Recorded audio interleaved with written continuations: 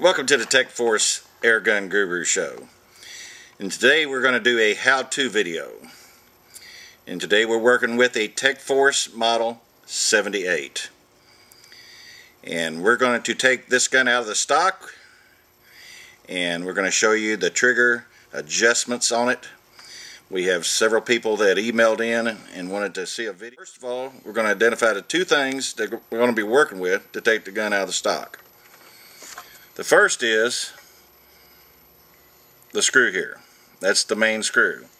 So we're going to take that off. And the second is, in order to take the gun out of the stock, you have to take the safety off, because you got this lever here that goes from forward, fire to safety. So in order to do that, we're going to bring the safety down right in the middle, and then from there, alright, I've repositioned the gun here to where you can see the main screw, which we talked about, that holds the gun in the stock. And once we take this off, the safety, we have to remove that in order to lift it out of the stock. So a lot of you folks ask if there's a special tool to use to take the screw out.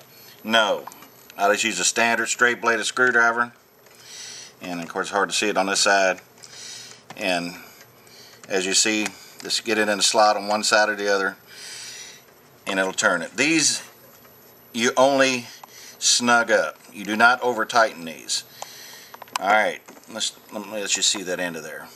Again, I just put the screwdriver on one side, and that's all you need, because they just need to be snug, not over tightened. Alright, now we're ready to take the safety out. And this is the back side. Your lever's on the other side. So in order to remove it, we're going to take the punch and push it through to the other side to remove it. So if I get the gun to cooperate with me, you have to put it between fire and center punch, lay it on there, and it pops out. That's how easy that was. Alright, now the gun's ready to take apart. So coming out, it's a snug fit. Alright, how it works. So we're going to take the side plate off. Get the cameraman to move the old stock out of the way. We'll take the two screws out. One. This way you can see the adjustments.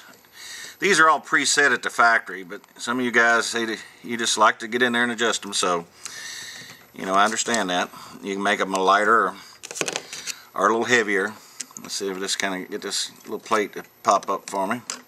Sometimes they come up easy and sometimes they don't. There we go. Alright, now there's your exposed trigger group. And I'm going to just let him get a good shot of that. Alright, what you have, there's three adjustments on this. Alright, let me explain what we have here. Alright, trigger, sear. Very simple. Alright. Now, spring pressure, trigger pressure. The spring pressure, it goes back through here, and at the end, there's a screw head in here, and you can tighten it in, which makes the trigger go forward, always puts more pressure on it. Or you can back it out. Just back it out, and that gives it more room for the trigger to go, or the trigger spring to go back into the slot, so it'll take the trigger pressure, spring pressure off the trigger. That's one adjustment. Second adjustment is right here. And that screws in. That's a straight, real fine screw slot. And what that does is that moves the trigger forward. So less travel. Top one, less travel. Screw it in, less travel. Because what you're doing is you're moving it back. And when you cock this thing, and let's just let the sear, we won't cock it, but as you see, the sear is now under the trigger, so when you pull it back, this will rotate forward and fire. So less travel, spring goes in. The center screw, and my fingers are kind of fat, but if I can get this little screwdriver here slotted in there. What this is this is also I call it a trigger stop. Is you can screw this in, and when you adjust this one forward, moves it back, and that kind of stops it right there. The more in, more it stops. So you really can take all the travel out of this trigger group. As you see it moving in, it'll go in further. And it stops. I hope you can see all this. So you got 3 adjustments. You got spring tension, slot it, screw right back here. Out, takes the pressure off. In, adds more pressure.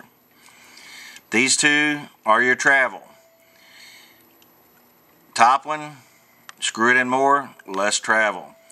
And you can actually adjust these 2 where you just have a little gap, and then you just got this little touch and it's going to fire. And that's what you want. You know, you don't want to get it where you breathe on it and it'll fire, because that's unsafe. And we don't recommend that for anybody. And again, these are preset at the factory. But I know some guys, they have to adjust it. So this is it. These are the 3 adjustments. And you have to take it out of the stock in order to adjust the trigger. Now, while I've got it apart, this is the plunger, and I'll even take it out, that you compress when you put your safety back in. So this rides on top in that slot, and as you rotate it, it keeps it from one side to the other. So when you reassemble the gun, you have to compress this back, which I do with a little screwdriver, and put it in. And I'm going to show you that. So if you're willing to watch and take a little time here, we'll do it. So that's it. Now let me rotate the gun around the end so you can see the little adjustments there. See if I can point them out. Slotted screw there. There's your center screw. Your top one, see if I can wiggle it around a little bit where you can get that. But that's your 3 trigger adjustments. Very, very, very simple trigger mechanism. And as you can see, and I'm going to kind of move it around and lay it down here so he can. This is a milled. The sear's milled. You got a metal casting. It's a wonderful, wonderful trigger group. It's well made. Let's assemble the gun back. Alright, so we got the gun sitting here in the rack. And I'm going to tilt it over. You see the hole going through it and the shaft. We got to marry them up. We're going to drop it in the slot and get it down in there. That's how easy it drops back in. The second thing we're going to do is, in order to put the safety in, we got to have the clear vision hole there, which it's below that, so it'll fit in easy. So we'll go ahead and snug the wood to the gun, to the receiver, lower end of the receiver, if I can get it. There it is. And again, you do not have to over tighten these. I just snug them up myself personally, and that's it. I mean, you can again take the screwdriver and I just snug it up. You don't have to, like I say, over torque it. Alright, now again, as we seen when we had the gun apart, get my screwdriver cooperate with me. There's the tumbler there, the little shaft that comes down. So what I'm coming in on the opposite side there with my small screw, and I got to raise that up, as you see that, hopefully. Of course, it's hard for the guru because I'm standing upside down trying to do this. So then we're going to take the safety, put it back in the slot, just like we took it out. Point straight toward the ground. And again, it takes a little patience. It's hard to do this upside down. It's jumping up and jumping and jumping on me. Let's see here. Come on, we get it. There we go. So, you know, and I'm not going to edit this tape. I want you to see that it takes a little effort. So, let me turn it over here and look. Yep, we got it cleared. This needs to go down just a hair more, and it drops in. And like I said, I told my cameraman we don't want to edit this because it takes a little finesse to get the safety back in. I mean, I love to get them on the first try and look like a hero, but that's it. It's back in place. You can't pull it out, and the gun's reassembled. So from the Tech Force Airgun Guru, have a nice day.